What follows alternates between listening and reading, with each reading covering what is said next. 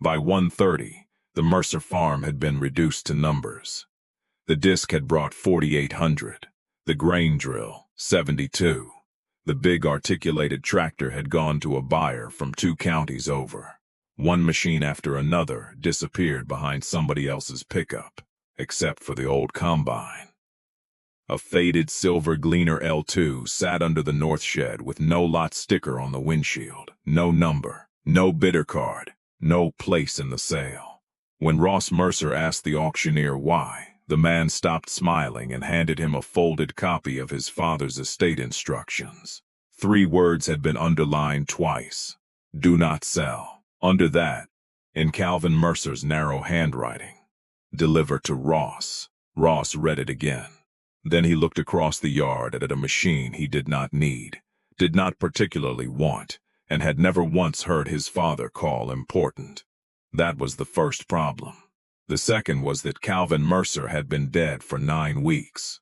There would be no asking him why. Ross was 61 years old.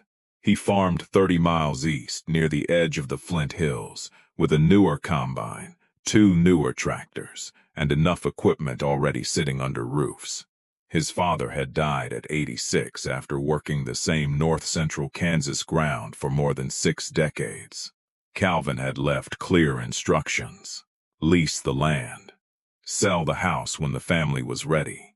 Auction the machinery. Divide the estate evenly among the 3 children. Nothing about the plan had caused an argument. Ross's sisters lived in Wichita and Denver.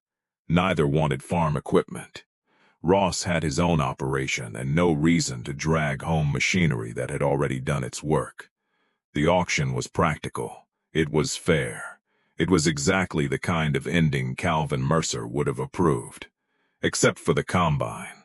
The L2 was not rare. It was not restored.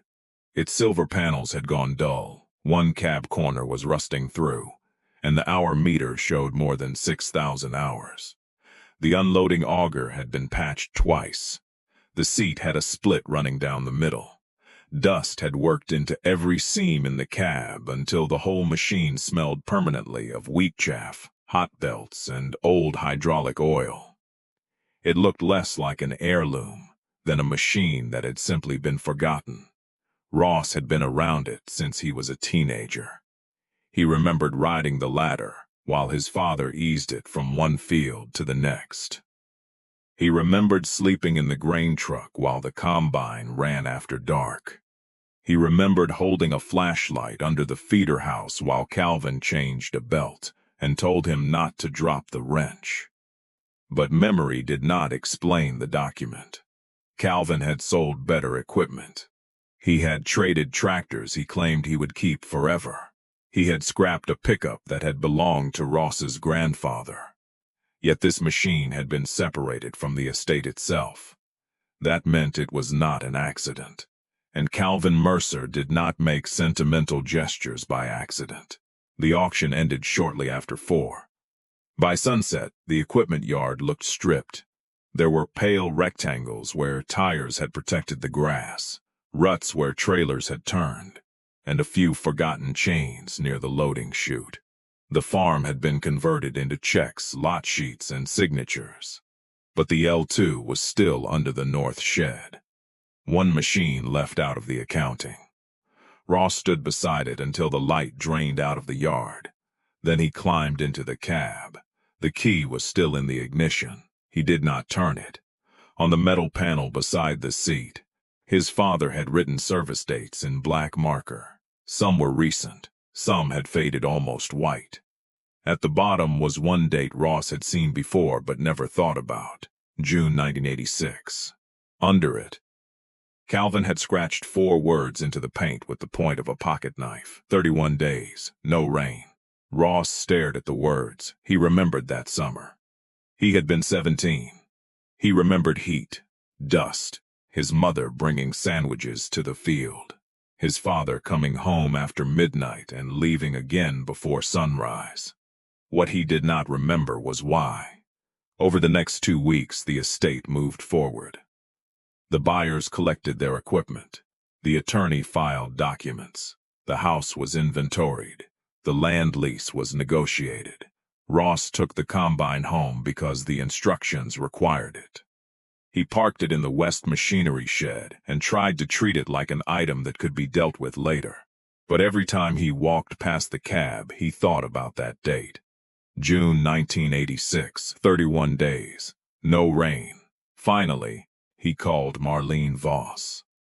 Marlene had worked the scale house at the old Prairie Star grain elevator for 38 years. She was 79 now, sharp as a fence staple, and known for remembering who hauled what, in which truck, during which harvest. Ross found her in a small house at the edge of town, with binders stacked beside her kitchen table and a weather radio playing quietly near the sink. He asked whether she remembered the 1986 wheat harvest. Marlene gave him a look. "Everybody remembers that one," she said. Ross waited. She told him the wheat was thin in places, heavy in others, and ready almost all at once. A storm line kept threatening from the west, but never broke. Machines ran day and night because no one trusted the sky. Then Ross asked about his father. Marlene's expression changed, not dramatically, just enough. "Your dad cut more wheat that summer than any one man had business cutting." Ross leaned forward. Marlene stood, opened a cabinet, and pulled out a narrow ledger with a cracked green cover. She had kept copies of harvest summaries from the elevator after it closed. Not official records anymore, just the paper memory of who had delivered grain during the years when most of the town's business moved through that scale house. She turned to 1986. Calvin Mercer's name appeared again and again, not only under the Mercer farm, under Baines, under Holloway, under Reed, under the Kessler place, under farms Ross had forgotten his father ever worked. Marlene ran one finger down the page. "Your father custom cut for 19 farms that harvest," she said. 2,340 acres, not counting his own. Ross looked at the figure. His father had farmed 640 acres. The extra acreage meant the L2 had cut nearly 4 times Calvin's own ground in 1 month. Ross shook his head. "He never told us that." Marlene closed the ledger. "He wasn't trying to impress you." Then she said the sentence that changed the question entirely. "He was trying to keep the bank from taking the south half." Ross had known the farm had gone through hard years. Every farm had.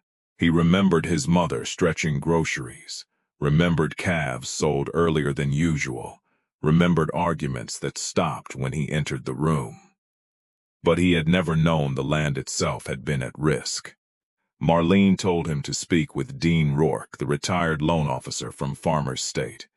Dean was 82 and lived outside Salina with a row of windbreak trees so straight they looked surveyed. At first, he would not discuss Calvin's business. Ross explained that the estate was settled, his father was gone, and he was not asking for account numbers. He only wanted to understand why a worn-out combine had been left outside the sale. Dean sat quietly for a long time. Then he folded his hands on the table. "The middle 80s were breaking good operators," he said. "Not careless ones, good ones." Calvin had purchased an additional quarter section in 1981. The ground connected 2 pieces he already farmed, and at the time the numbers had worked.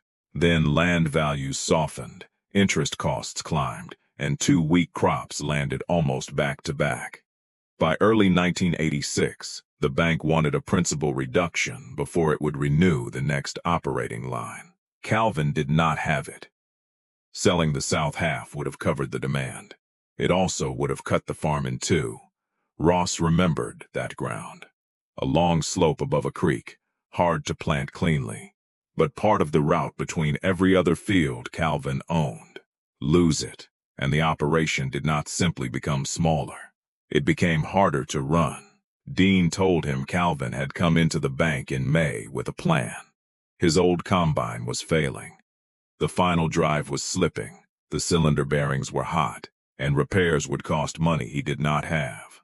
Calvin proposed buying a used Gleaner L2 from Rourke Implement. cutting his own wheat, then custom harvesting every acre he could reach before the weather changed. The bank refused to finance the purchase. Too much risk, too little time, no guarantee the custom work would exist. Dean said Calvin did not argue. He gathered his papers, thanked them, and left. 3 days later, he came back with a signed purchase agreement for the combine and handwritten commitments from 12 neighboring farms. He had found another way. The implement dealer had carried the machine himself. No banknote. No conventional down payment.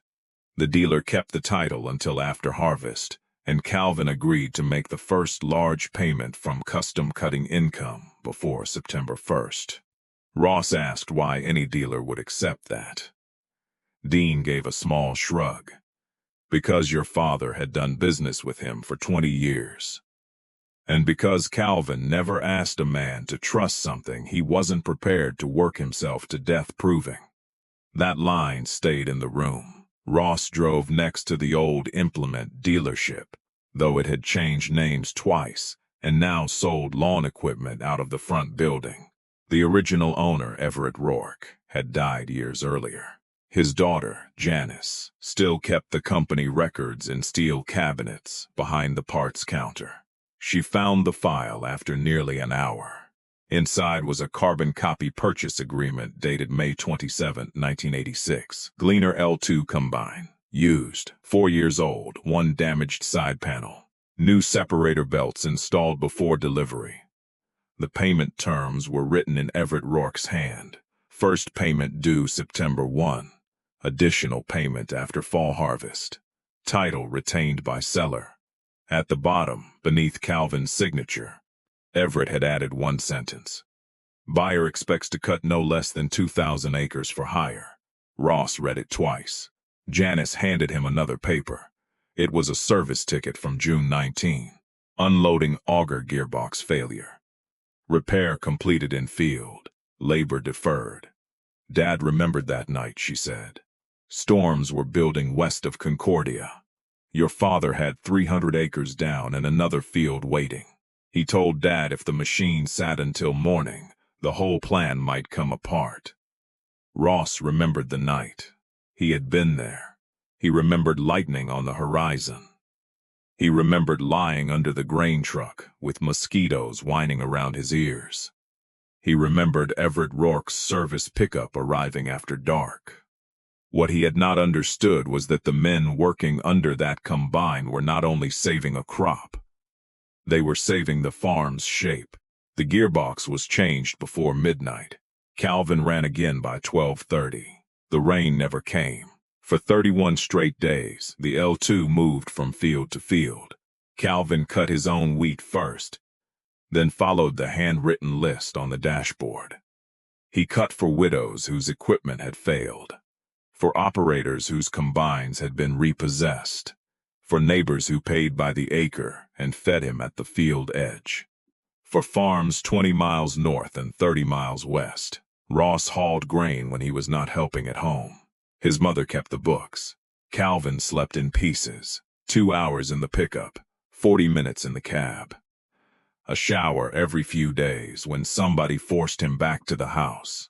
The combine broke belts, plugged the cylinder, blew a hydraulic hose, and cracked the same auger mount that was still welded today. But it kept moving.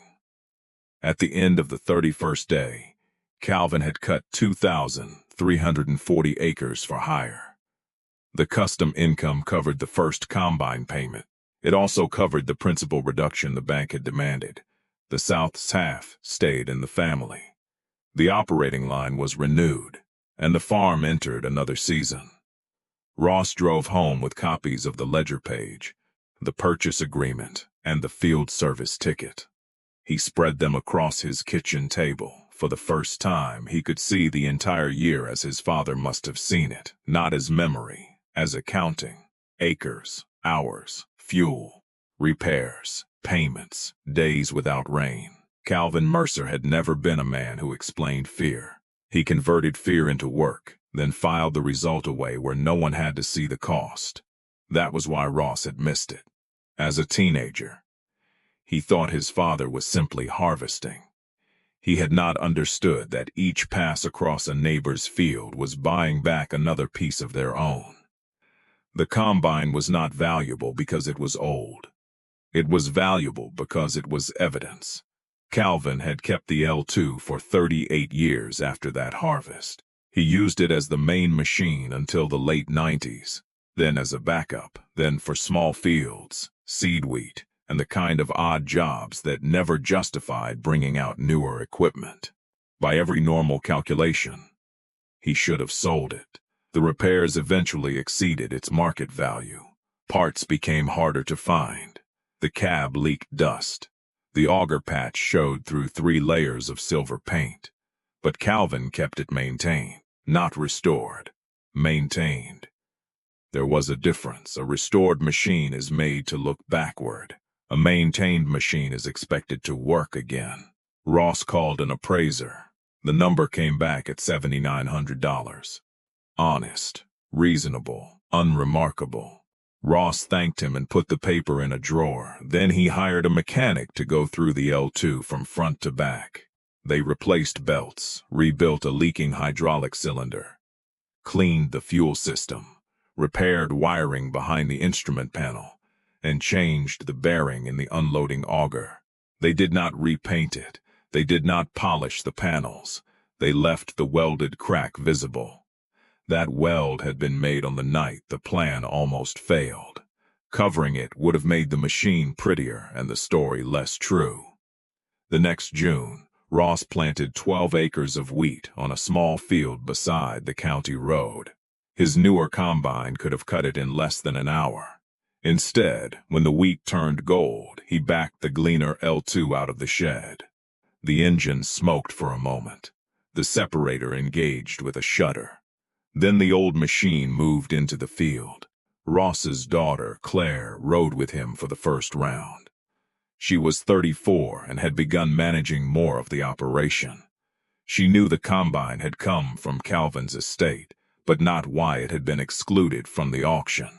Halfway down the field, she touched the scratched words beside the seat.